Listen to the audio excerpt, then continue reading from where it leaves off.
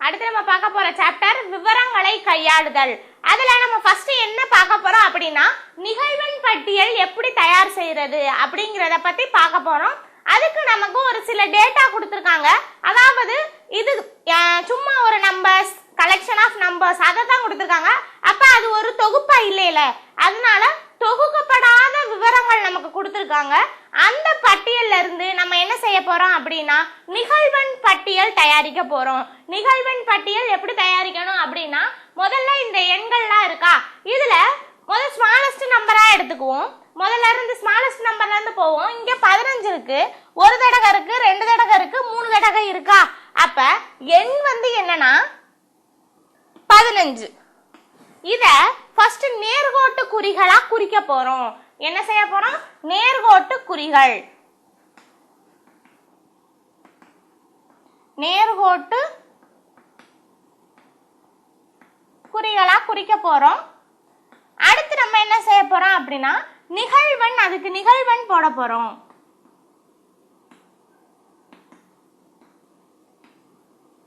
இதுல நேர்கோட்டு குறிகள் அப்படின்னா என்ன அப்படின்னா இந்த 15ங்கிறத நம்ம செலக்ட் பண்ணிருக்கோம். ஃபர்ஸ்ட் இந்த 15 எத்தனை டைம் இருக்கு அப்படின்னு பார்ப்போம். ஒரு தடவை, 2 தடவை, 3 தடவை இருக்கு. அப்ப 3 நேர்கோட்டு குறிகள் போடுங்க. இதுதான் நேர்கோட்டு குறிகள். இதுக்கு பேரு நேர்கோட்டு குறிகள். இப்ப நிகழ்வெண் அப்படின்னா என்ன அப்படின்னா இங்க எத்தனை கோடு போட்டிருக்கீங்க, அதாவது எத்தனை டைம்ஸ் 15 இருக்குன்னு தானே நம்ம போட்டோம். அப்ப எத்தனை டைம்ஸ்? 3 டைம்ஸ். அதான் நிகழ்வெண். இப்ப அடுத்த நம்பர் என்ன எடுக்கணும்? 17 எடுப்போம். 17. இந்த 17 எத்தனை தடவை இருக்கு? 1, 2, 2 தடவை இருக்கு. அப்ப நேர்கோட்டு குறிகள் 2. கரெக்டா போட்டாச்சா? அப்ப இங்க நிகழ்வெண் 2. அடுத்து என்ன நம்பரு? 20.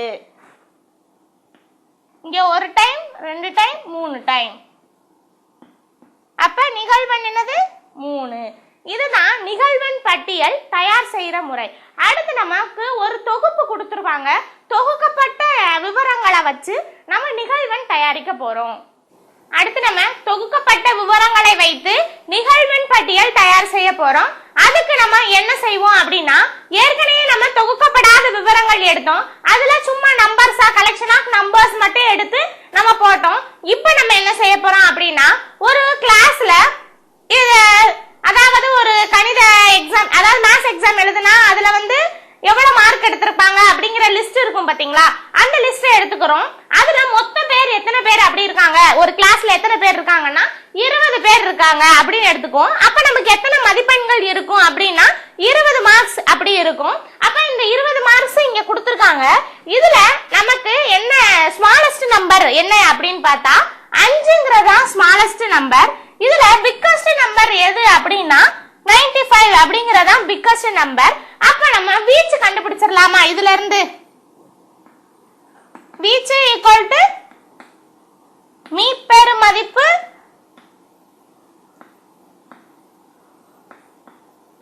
மைனஸ் மீச்செரு மதிப்பு. மீப்பெரு மதிப்புனா என்னது? இந்த லிஸ்ட்லயே அதிகபட்ச மார்க் எவ்வளவு அப்படிங்கறதுனா மீப்பெரு மதிப்பு. அதுல எவ்வளவு சின்ன மதிப்பெண் அப்படிங்கறதா மீச்சிறு மதிப்பு. எவ்வளவு? 95 மைனஸ் 5 எவ்வளவு? 90. அப்ப வீச்சு எவ்வளவு? 90. அடுத்து நம்ம என்ன செய்ய போறோம் அப்படின்னா பிரிவு இடைவெளி கண்டுபிடிக்க போறோம். அதாவது இங்க எத்தனை பிரிவு இடைவெளியா நம்ம எடுத்துக்க போறோம் அப்படின்னா 10 10 0ல இருந்து 10 மதிப்பெண் வரைக்கும் யார் எடுத்திருக்கா. அடுத்து நம்ம 10ல இருந்து 20 மதிப்பெண்கள் யார் எடுத்திருக்கா, 20ல இருந்து 30 மதிப்பெண்கள் எத்தனை பேர் எடுத்திருக்காங்க அப்படிங்கறத நம்ம கரெக்ட் பண்ண போறோம். அதுக்கு நம்ம என்ன செய்ய போறோம் அப்படின்னா பிரிவு இடைவெளி ஈக்குவல் டு அப்படின்னு கண்டுபிடிக்க போறோம். எத்தனை பிரிவு இடைவெளி நமக்கு வரப்போகுது? பிரிவு இடைவெளி ஈக்குவல் டு வீச்சு பை பிரிவு இடைவெளியின் நீளம்.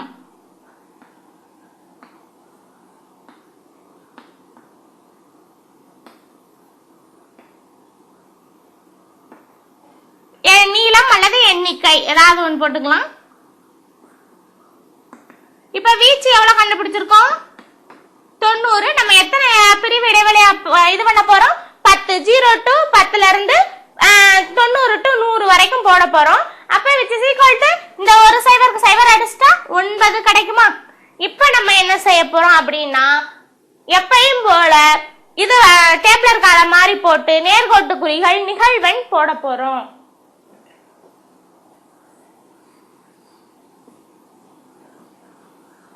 அதுக்கு ஃபர்ஸ்ட் நம்ம என்ன எழுதுறோம் அப்படின்னா பிரிவு இடைவெளி எழுதிக்குவோம்.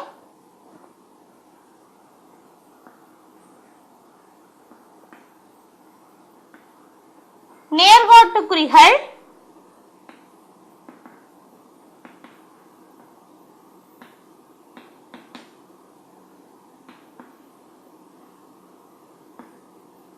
அடுத்து நிகழ்வெண்.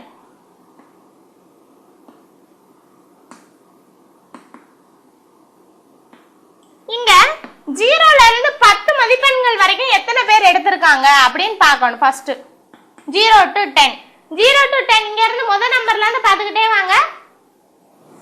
0ல இருந்து அதாவது 0ல இருந்து 10க்குள்ள எவ்வளவு பேர் இருக்காங்கன்னா 5ங்கிற மதிப்பெண் மட்டும்தான் இருக்கு.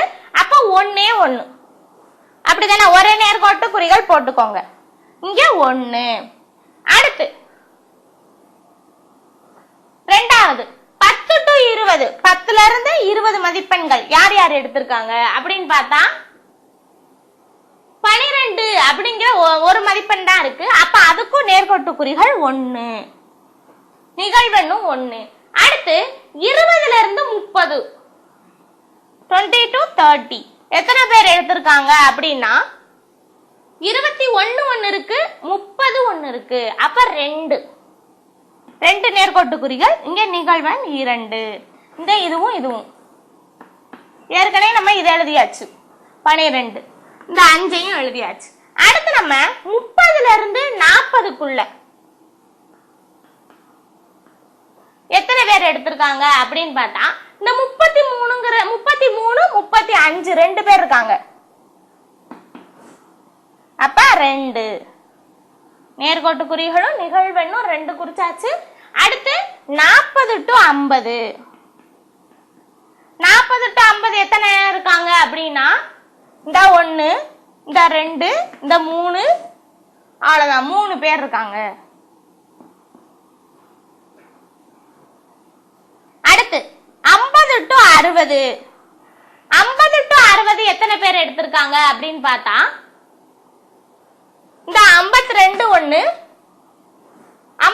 1 மட்டும் தான் இருக்கு. 50 to 60 எடுத்தவங்க. அப்ப நமக்கு 1. அடுத்தது 60 to 70 எத்தனை பேர் இருக்காங்க அப்படின்னு பார்த்தா இந்த 68 ஒன்னு இருக்கு 65 ஒன்னு இருக்கு 70 ஒன்னு இருக்கு. அப்ப 3 இருக்கு. அப்ப நிகழ்வெண் 3. அடுத்து 70 to 80 70 to 80 எத்தனை பேர் இருக்காங்க அப்படின்னு பார்த்தா 72 ஒன்னு இருக்கு.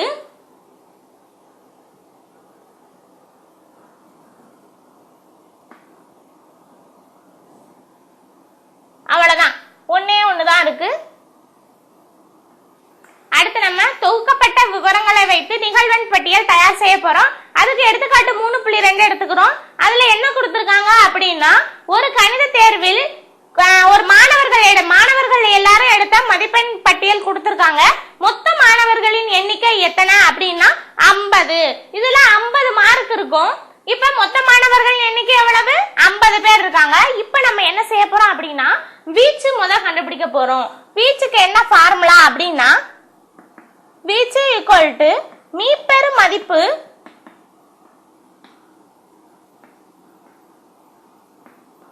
மைனஸ் மீச்சிறு மதிப்பு. மீப்பெரு மதிப்பு அப்படின்னா என்னன்னா இந்த லிஸ்ட்ல எது அதிகபட்ச மதிப்பெண் அப்படிங்கிறது தான் மீப்பெரு மதிப்பு.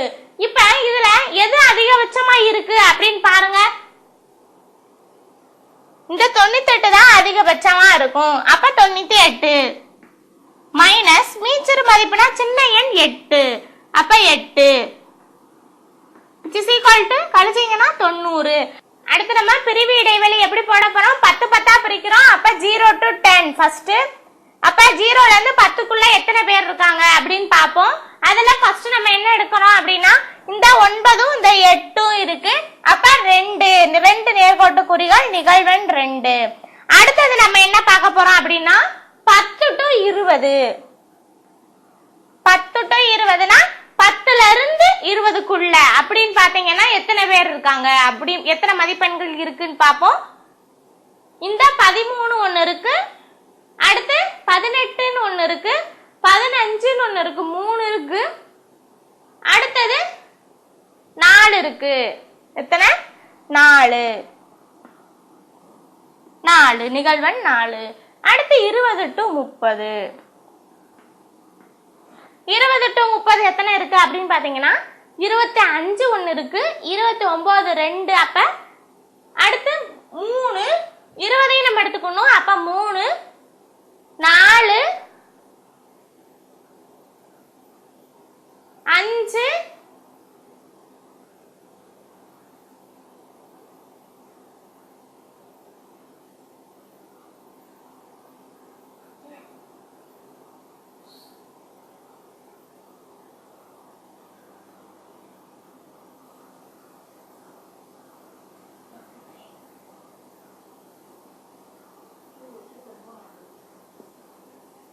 நம்ம அடுத்து 20 to 30 பார்க்க போறோம். 20 to 30 எத்தனை பேர் எடுத்திருக்காங்க அப்படின்னு பார்த்தா 20ஐயும் நம்ம கணக்கு சேர்க்கணும். 30க்குள்ள அப்படிங்கறத நம்ம இதுல மீன் பண்றோம். அப்ப 1 இந்த 1 2 இருக்கு, 20 1 3 இருக்கு, அடுத்து 4 இருக்கு, 5 இருக்கு, இந்த 1 6 இருக்கு. அப்ப 6 கோடு. 6 கோடுனா என்ன செய்யணும் அப்படின்னா இப்படி 6 கோடையும் போடக்கூடாது. நம்ம 5க்கு மேல வந்துருச்சு, 5ன்னு வந்துருச்சுனால இப்படி போடணும் 5வது கோடை, 6வது கோடை இப்படி போடணும். சரியா? அப்ப இங்க 6 நமக்கு 1 2 3 4, இது 1 5 6. அப்ப 6. அடுத்து 30 to 40. 30 to 40 எத்தனை இருக்கு அப்படின்னு பாப்போம். 30 to 40 1 2 3 4 5 30ஐயும் சேர்க்கணும். அதனால 6 7 எத்தனை இருக்கு? 7 இருக்கு. 1 2 3 4 5 5 இப்படி போடணும். 5 6 7. அடுத்தது 40 to 50. 40 to 50 எத்தனை இருக்கு அப்படின்னு பார்க்க போறோம். 1 2 3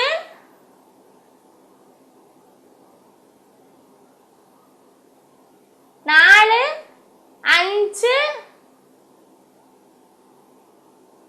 6 7 8 9. எத்தனை? 9 இருக்கு. 1 2 3 4 5 6 7 8 9.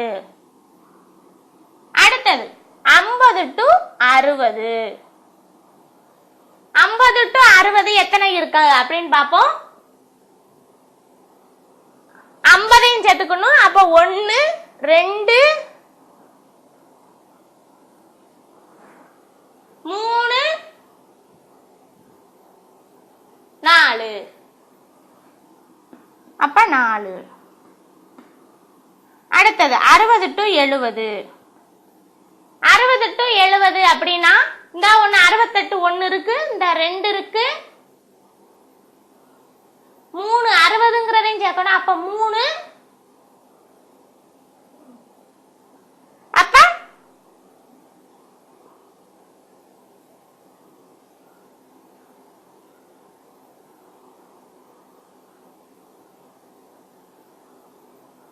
அடுத்தது நம்ம 60 to 70 பாக்குறோம். 60 to 70 எத்தனை இருக்குன்னு பாப்போம்.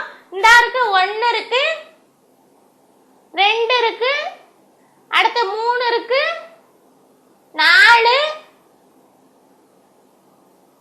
5 6 7 8 இருக்கு.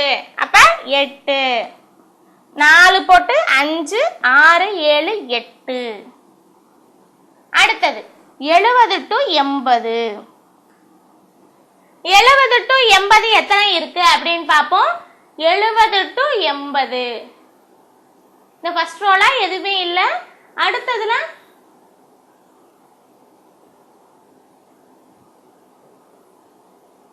70 to 80 பாக்குறோம். அப்ப 75 ஒன்னு இருக்கு, அடுத்து 2 இருக்கு, 77. வேற இருக்கா? இல்ல. அடுத்து 80 to 90 எத்தனை இருக்கு அப்படின்னு பாப்போம். 1 2 3 4 5.